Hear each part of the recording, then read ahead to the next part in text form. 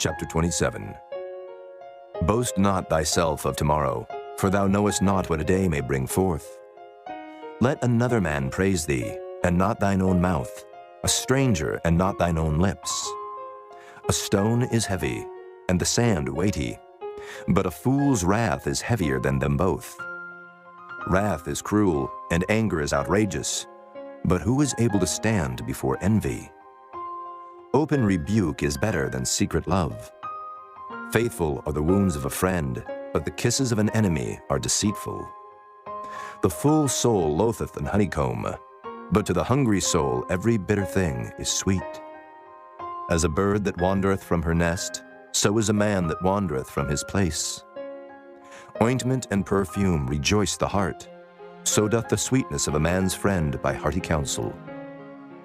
Thine own friend and thy father's friend forsake not, neither go into thy brother's house in the day of thy calamity, for better is a neighbor that is near than a brother far off. My son, be wise and make my heart glad, that I may answer him that reproacheth me. A prudent man foreseeth the evil, and hideth himself, but the simple pass on and are punished. Take his garment that is surety for a stranger, and take a pledge of him for a strange woman. He that blesseth his friend with a loud voice, rising early in the morning, it shall be counted a curse to him. A continual dropping in a very rainy day, and a contentious woman are alike. Whosoever hideth her hideth the wind, and the ointment of his right hand, which bewrayeth itself. Iron sharpeneth iron, so a man sharpeneth the countenance of his friend. Whoso keepeth the fig tree shall eat the fruit thereof, so he that waiteth on his master shall be honored. As in water face answereth to face, so the heart of man to man. Hell and destruction are never full, so the eyes of man are never satisfied. As the fining pot for silver and the furnace for gold, so is a man to his praise.